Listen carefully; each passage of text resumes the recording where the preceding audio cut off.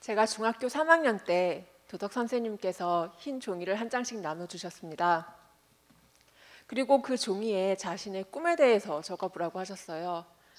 근데 저희가 그날 적어야 했던 꿈은 우리가 늘 질문받아왔던 장래 희망, 어떤 직업을 가지고 싶은지가 아니었습니다. 어떤 인생을 살고 싶은지에 대해서 적어보라고 하셨습니다. 선생님이 말씀하시기로는 많은 사람들이 내가 어떤 삶을 살고 싶은지에 대해서 생각해보지 않기 때문에 직업을 가질 때도 내 인생을 생각하지 않고 그렇기 때문에 일하는 것이 즐겁지 않다고 말씀하셨습니다. 저도 그날 처음으로 내가 어떤 인생을 살고 싶은지에 대해서 생각해 보았습니다. 그런데 30분이 지나도 내가 과연 무엇을 하고 싶은지, 어떤 삶을 살고 싶은지 저도 알 수가 없었습니다. 그래서 그때 제가 결국 써서 냈던 건 돈 많이 벌어서 가족들과 행복하게 살고 싶다, 이런 내용을 썼던 것 같습니다. 오랫동안 고민한 거에 비해서 너무나 평범하고 또 뭔가 부족한 것 같았어요. 그래서 그날부터 내가 어떤 삶을 살고 싶은지 원대하고 아주 아름답고 멋있는 나만의 특별한 인생의 꿈을 고민하기 시작했습니다. 1년 동안 열심히 고민한 끝에 저는 마침내 궁극의 꿈을 찾았습니다. 사실 좀 창피하기도 하고 민망해서 아무한테도 얘기해 본 적이 없는데 오늘 특별히 여러분들한테 공개하도록 하겠습니다. 이게 제가 대학교 1학년 때 썼던 일기장인데요. 여기 빨간 박스 보이시죠? 이게 제가 16살 때 생각했던 저희 인생의 꿈입니다. 하늘처럼 높고 땅처럼 넉넉한 사람이 되는 것. 이런 책 있고요. 또 이런 책도 있죠. 저희 엄마가 저한테 사주신 자기계발서인데 솔직히 두 사람 중에 한 명만 돼도 너무 대단한 거잖아요. 근데 어떻게 이 두 사람이 다 될 수가 있겠어요. 제 꿈도 이것처럼 너무 어려운 두 가지를 다 달성하겠다는 것이었습니다. 똑똑하고 능력 있고 돈 많이 벌어서 하늘처럼 높아지고 싶었고 또 동시에 넓은 세상에서 더 많은 사람들을 만나면서 세상을 이해하는 땅처럼 넉넉한 사람이 되고 싶었습니다. 제가 처음 외교관이란 직업을 알게 되었을 때 이 직업을 만약 가진다면 내가 꿈꿔왔던 땅처럼 넓고 또 하늘처럼 높은 그런 삶을 살 수 있겠다고 생각했습니다. 그런데 문제가 하나 있었습니다. 제가 외교관이란 직업을 안 것이 대학교 2학년 때였는데 그때 저는 건축학과를 다니고 있었습니다. 건축도 재밌는데 어려워 보이는 외교관 시험을 굳이 공부하기는 좀 그렇잖아요. 그래서 건축을 계속하기로 생각했습니다. 5학년이 돼서 이제 졸업을 하고 취업 준비를 할 때가 되었을 때 다시 한번 건축이냐 외교냐 전혀 다른 두 진로를 두고 고민했습니다. 이번에도 저는 건축을 선택했어요. 제가 학교를 6년이나 다녔는데 부모님한테 또 돈을 달라고 할 수가 없었습니다. 그래서 이번에도 외교관의 꿈을 포기했습니다. 제가 대학교를 졸업할 당시에는 외무고시 응시 자격에 나이 제한이 있었기 때문에 이때 사실상 외교관의 꿈을 완전히 포기한 것이었습니다. 내가 꿈꾸는 나의 인생은 원대한데 현실의 나는 너무나 작고 유약했어요. 실패할 것이 두려워서 시작도 못했습니다. 그래서 그것이 너무나 슬퍼서 내가 가지 못한 그 길을 보면서 계속 핑계를 댔습니다. 건축도 재밌어, 괜찮아. 난 이제 돈을 벌어야 해. 그리고 이제 나이 제한이 있어서 너무나 늦었어. 그런데 어느 순간 이 핑계거리가 없어지기 시작했습니다. 건축이 재미없어졌고 그리고 돈을 벌어서 이제 혼자 고시 생활을 할 준비가 되었고 그리고 끝으로 2008년에 외무고시 응시 자격에서 나이 제한이 없어졌습니다. 그래도 발을 떼서 다른 세상으로 들여놓기가 쉽지 않았습니다. 제가 가장 두려워했던 것은 외교관의 삶이 내가 오랫동안 꿈꿔왔던 그 삶이 아닌 것은 아닐까 하는 것이었습니다. 이미 나이가 어느 정도 지났기 때문에 직업을 다시 한번 바꾼다는 것이 너무나 어려운 선택이었습니다. 그래서 저는 오랫동안 고민을 하고 또 인터넷을 뒤져본 결과 놀랍게도 외교와 건축의 중간에 있는 무언가를 찾아냈습니다. 바로 코이카 봉사단원 활동이었습니다. 여기가 제가 일했던 직업학교고요. 가운데 보이는 이 산이 바로 킬리만자로입니다. 탄자니아에 있는 직업학교에서 건축 제도를 가르치는 일을 했었는데 외교관의 삶을 간접 체험할 수도 있고 또 만약에 외교관이 내 길이 아닌 것 같다고 느껴졌을 때 다시 건축으로 돌아왔어도 특별하고 뭔가 의미 있는 경력이 될 것 같았습니다. 근데 지금 생각해보면 그게 좀 말도 안 되는 생각이었어요. 제가 코이카 봉사단원을 하러 회사를 그만둔다고 얘기했을 때 저희 회사 소장님께서 저한테 이런 말씀을 해주셨습니다. 세 마디였는데 아직도 생생하게 기억하고 있어요. 미쳤어? 그래도 저는 꿋꿋하게 갔습니다. 코이카 단원으로서 첫 번째 미션은 50kg으로 줄이기였습니다. 이 50kg으로 줄이는 게 뭐냐면 무료로 항공편으로 가지고 갈 수 있는 짐이 50kg이었어요. 그래서 전부 다 빼고 꼭 필요한 것 50kg만 가지고 챙기는 것이었습니다. 근데 처음에는 당연히 너무나 많은 짐을 챙겼습니다. 수건, 베개, 심지어 이불까지 가져가려고 했습니다. 다 안 들어가더라고요. 그래서 하나하나 빼면서 50kg으로 줄여갔습니다. 결국 가져갔던 건 학생들을 가르칠 때 챙겼던 드로잉 책이랑 제가 직접 그린 도면, 그리고 컴퓨터 책, 옷 몇 벌이랑 모기장 뭐 이런 것들이었습니다. 하나하나 빼는데 뭔가 홀가분해지는 것을 느꼈습니다. 요즘 단순하게 사는 삶? 그런 것이 유행이잖아요. 제가 생각하기에 외교관의 삶도 그런 면이 조금 있는 것 같았습니다. 저는 15살에 제가 돈을 많이 벌어서 가족들과 행복하게 살고 싶어 했다고 했던 것처럼 기본적으로 물욕이 좀 많고 쇼핑하는 것도 좋아하고 돈도 많이 벌고 싶어 합니다. 하지만 인생을 살면서 꼭 50kg만 챙겨가야 한다면 돈보다도 꿈을 먼저 챙겨서 살고 싶었습니다. 외교관의 꿈을 가지고 이제 탄자니아에 부임한 첫날, 부임이 아니라 봉사단원으로 일한 첫날 탄자니아 대사관에서 환영식을 열어주셨습니다.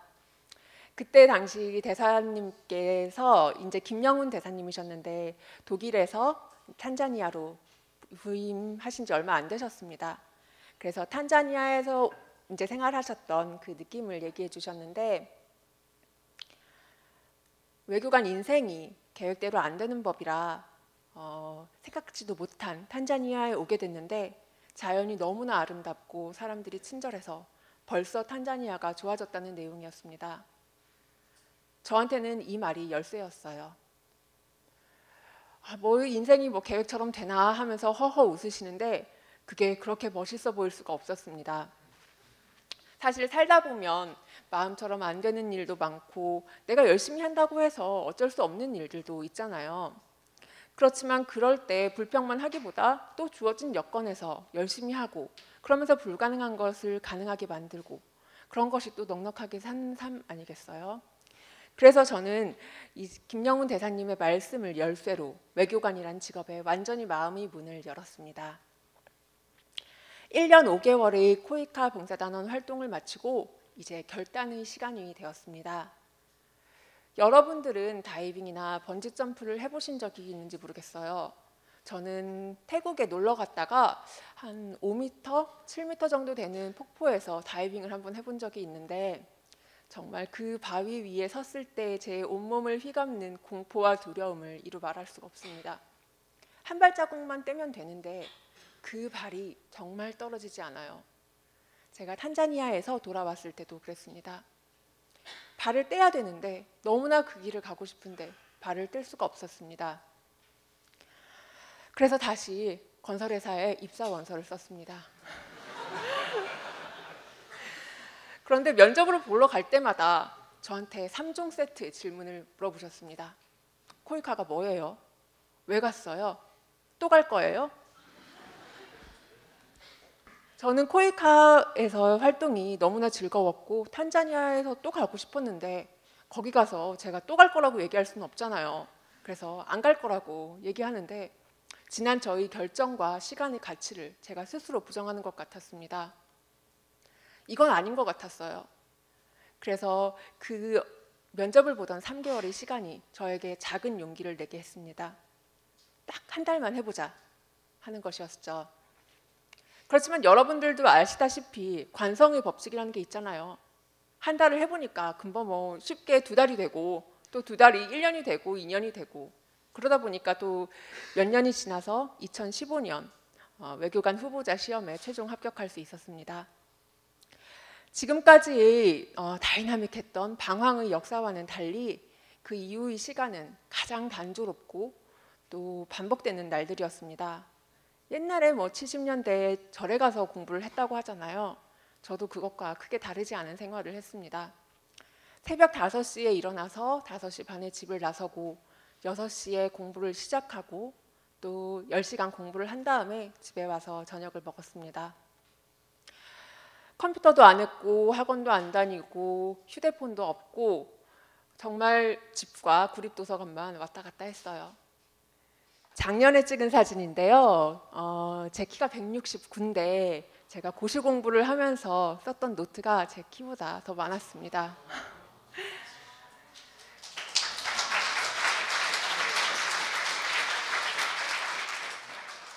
이렇게 질보다 양으로 공부하는 사람들을 고시생들은 양측이라고 부르더라고요. 고시생에서 외교관 후보자로 또 다시 외교관으로 외무공무원으로 2차 진화를 했지만 아직 제 꿈을 이루지는 못했습니다. 저는 그냥 외교관이 아니라 하늘처럼 높고 땅처럼 넉넉한 외교관이 돼야 하잖아요. 말도 안 되는 꿈이지만 제가 오랫동안 꿈꿔왔던 거기 때문에 꼭 이루고 싶습니다. 그래서 내가 원하는 나와 직업이 요구하는 나의 그 차이를 점점 줄여나가서 내가 원하는 삶을 사는 것이 곧 국가와 국민이 원하는 외교관의 삶이 되었으면 좋겠습니다. 그래서 작년에는 외교관 후보자로서 2가지 새해 목표를 세웠습니다. 하나는 외교원에서 생존하는 것이고 다른 하나는 금쇼였습니다. 쇼핑을 금지하는 거였어요. 물욕에게 지지 않고 돈 욕심 때문에 도덕과 신념을 팔지 않는 사람이 되기 위해서 그런 특별한 새해 목표를 세웠었습니다. 정말 힘든 시간이었어요. 다시는 하지 않고 싶습니다. 올해에도 2가지 새해 목표를 세웠습니다. 하나는 하루에 3시간씩 영어 공부를 하는 거고 또 다른 하나는 공부방 선생님 봉사활동을 하는 것이었습니다. 누군가가 꿈을 이루는데 약간의 도움을 주고 싶어서요. 근데 사람 일이 항상 계획처럼 안 되는 것처럼 오늘 아침에도 영어 학원을 못 갔고 공부방 선생님은 아직 알아보지도 못했습니다.